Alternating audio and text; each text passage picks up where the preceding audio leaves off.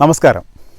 എല്ലാ കുടുംബങ്ങളിലെയും എല്ലാ അച്ഛനമ്മമാരുടെയും ഏറ്റവും വലിയ ആഗ്രഹമാണ് അവരുടെ കുട്ടികൾ, മക്കൾ അവർ പറയുന്നത് അനുസരിച്ച് വളരുക എന്നുള്ളത്. അവരാഗ്രഹിക്കുന്നത് പോലെ കുട്ടികളുടെ സ്വഭാവം വളർന്നു വികസിക്കുക എന്നുള്ളതാണ്. പക്ഷേ പലപ്പോഴും നമുക്കറിയാം, അച്ഛനമ്മമാരുടെ കലഹിച്ചും വഴക്കിട്ടുമാണ് നമ്മുടെ കുട്ടികളിൽ പലരും വളർന്നു വലുതാകുന്നത്. എന്തായാലും കുട്ടികളുടെ സ്വഭാവം അച്ഛനമ്മമാർ ആഗ്രഹിക്കുന്നത് പോലെ ആയിത്തീരാൻ, അവരാഗ്രഹിക്കുന്ന നല്ല ഗുണങ്ങൾ കുട്ടികൾ കിട്ടാൻ രണ്ട് വഴികളുണ്ട്. ഈ രണ്ട് വഴികൾ പറയുന്നതിന് മുമ്പ് ഒരു പ്രധാനപ്പെട്ട കാര്യം പറഞ്ഞോട്ടെ. നമ്മുടെ കുട്ടികൾ നമ്മൾ പറയുന്നതെല്ലാം കേട്ട് അനുസരിച്ച് വളരുകയാണെങ്കിൽ അവർ നമ്മളെപ്പോലെ ആവുള്ളൂ. നമ്മുടെ കുട്ടികൾ നമ്മളെപ്പോലെ ആയാൽ മതിയോ? നമ്മളെക്കാളൊക്കെ മികച്ചവരായി മാറണ്ടേ? തീർച്ചയായിട്ടും അതുകൊണ്ട് തന്നെ അവർ അവരുടെ ക്യാരക്ടറിൽ വളരുക എന്നുള്ളത് വളരെ പ്രധാനമാണ്. അത് സ്വാഭാവികമായിട്ടും അവർ വളരുകയും ചെയ്യും. എന്നാലും ചില മോശം ശീലങ്ങൾ മാറ്റിവെച്ച് ചില നല്ല ശീലങ്ങളും നല്ല സ്വഭാവങ്ങളും വളർത്തിക്കൊണ്ടുവരിക എന്നുള്ളത് വളരെ പ്രധാനപ്പെട്ട കാര്യമാണ്. അതിനുവേണ്ടി അച്ഛനമ്മമാർക്ക് ചെയ്യാവുന്ന രണ്ട് വഴികളാണ് ഞാനിവിടെ പറയുന്നത്. കേട്ടാൽ വളരെ ലളിതമാണ്, പക്ഷേ അതെങ്ങനെ പ്രയോഗിക്കുന്നു എന്നുള്ളതാണ് ഇതിൽ ഏറ്റവും പ്രധാനപ്പെട്ട കാര്യം. ഒന്നാമത്തെ കാര്യം അഭിനന്ദനമാണ്.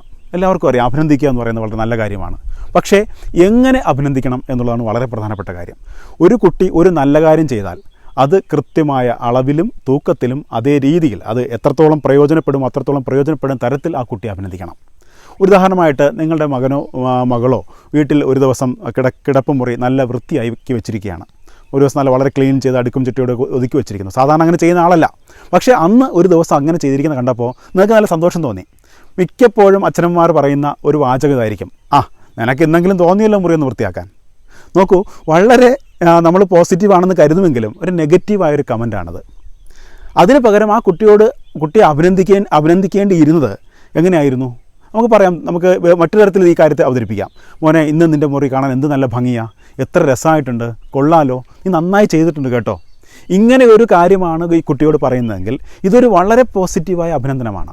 ഇതുപോലുള്ള അഭിനന്ദന വാക്കുകൾ കേൾക്കാൻ കുട്ടിക്ക് താല്പര്യമുള്ളത് കൊണ്ട് തന്നെ പിന്നെ വരുന്ന ദിവസങ്ങളും അടുത്ത ദിവസങ്ങളിലും ഒക്കെ തന്നെ കുട്ടി ആ മുറി നന്നായി വൃത്തിയാക്കി വയ്ക്കാനും നന്നായി അടുക്കും ചുറ്റോടെ സൂക്ഷിക്കാനും ശ്രമിക്കുകയും ചെയ്യും. ഇങ്ങനെ ഈ തരത്തിൽ വേണം കൊടുക്കേണ്ടത്. അഭിനന്ദിക്കുക എന്ന് പറഞ്ഞുകൊണ്ട് ഈ പറഞ്ഞ പോലെ നെഗറ്റീവായ രീതിയിൽ കൊടുക്കുന്ന രീതി വേണ്ട. ഞാൻ ഈ പറഞ്ഞ പോലെ പോസിറ്റീവായിട്ട് തന്നെ മാറ്റണം. രണ്ടാമത്തേത് വിമർശനമാണ്.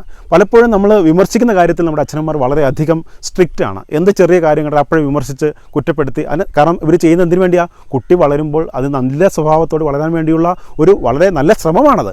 പക്ഷേ പലപ്പോഴും ഇത്തരം നമ്മുടെ ഈ കഠിനമായ വിമർശനങ്ങൾ അല്ലെങ്കിൽ രൂക്ഷമായ വിമർശനങ്ങൾ കുട്ടിക്ക് നമ്മൾ ആഗ്രഹിക്കുന്ന പോസിറ്റീവായ മാറ്റമായിരിക്കില്ല ഉണ്ടാക്കുന്നത്.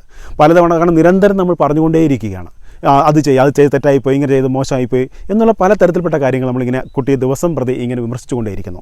പക്ഷേ വിമർശിക്കുമ്പോൾ കൃത്യമായ കാരണ സഹിതം കുട്ടിയോട് പറഞ്ഞു കൊടുക്കണം.